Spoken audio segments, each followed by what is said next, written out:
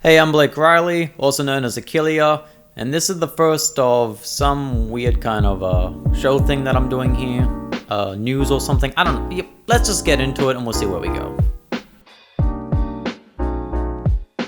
Much like the rest of the world, Australia has been dealing with a bit of a logistics, transport, warehouse situation. And yes, by that I do mean that there was on the shelves at Woolies, and that I've had to subject my ass to paper towel, toilet roll DIY solutions for the past week. Hopefully the knife's sharp enough. Oh, no. This might be stupid. I might get paper everywhere.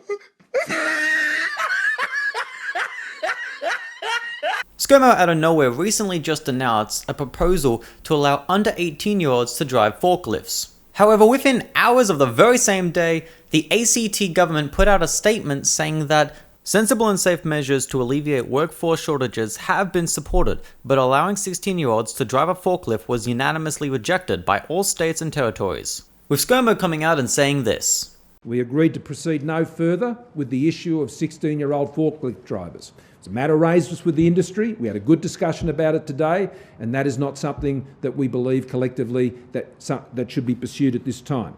Now, there's already been many reactions to this story across Twitter and TikTok, mostly saying something along the lines of that this is extremely dangerous and does not make any sense whatsoever. But I think that's actually letting him off a little too lightly.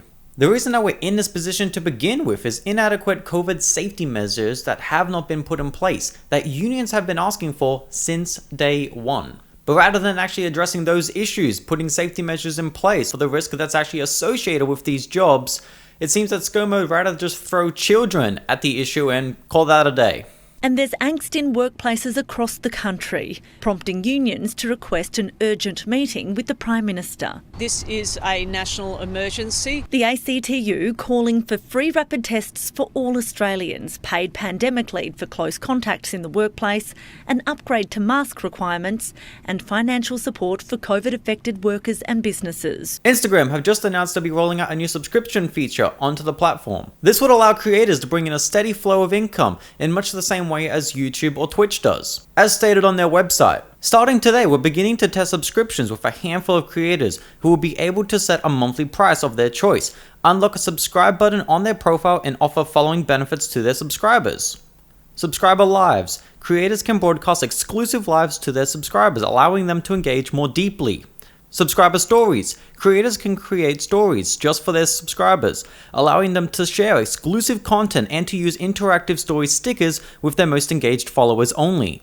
And subscriber badges. Creators will see a subscriber badge next to comments and messages so they can easily identify their subscribers. Okay, so my initial thoughts are honestly, who asked or wanted this? As I can't think of anyone that really wanted this. For the 99% of people, there's Patreon or OnlyFans. And of course, I have to take this opportunity to give a shout out to Camaraderie. A quick side note off this story, Camaraderie is a democratic worker cooperative alternative of Patreons, so very cool, go check them out. But back onto the story, because we all know at the end of the day, companies gonna monopolize. They don't want you and your supporters going to some other website where they skim a little bit off the top of the monthly transactions when they could be the one to skim a little bit off the top of those monthly transactions. And it's the same reason that YouTube's looking more like Twitch and Instagram's looking more like TikTok. But I'd love to hear your thoughts. Are you going to use this service, pay for a creator on Instagram, or might you even monetize your own channel? Leave a comment and I'd love to hear you.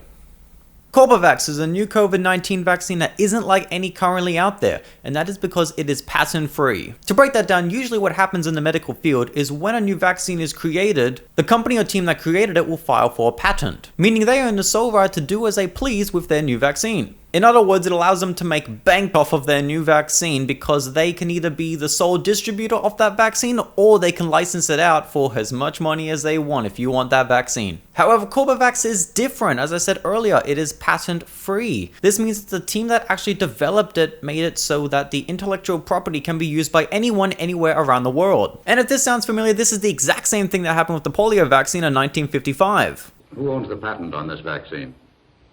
Well, the people, I would say. There is no patent. This is Could you patent the sun? For context, one report from the People's Vaccine Alliance states that the combined profits of Pfizer, BioNTech, and Moderna is about $65,000 every minute. Or as an alternative title puts it, these companies are making about $1,000 every second. Money that the CORBEVAX team has given up to actually help the planet.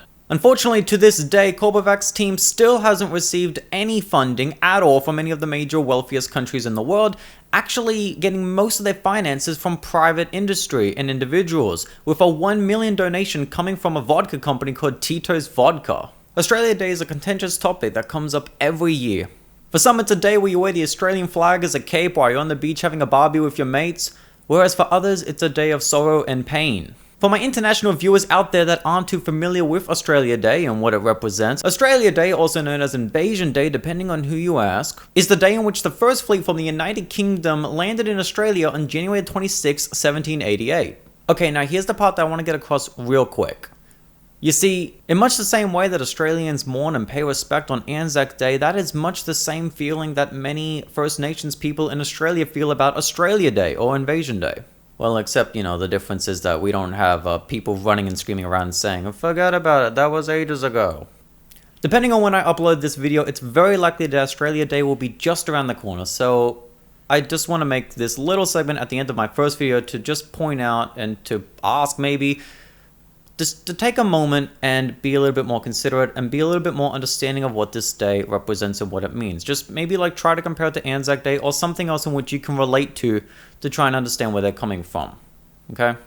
And that is it for the first episode of this show thing. I'm not sure what we're calling it yet or what this was and if we're going to do another one in the future. But if you would like to see another one in the future, then by all means, please do subscribe, comment, hit all those buttons. You know what to hit them, where they are, and what to do.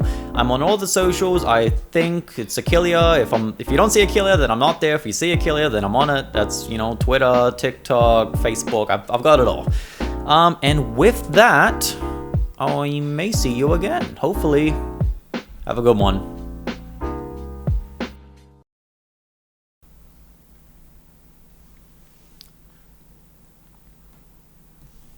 Hell yeah. I think we did.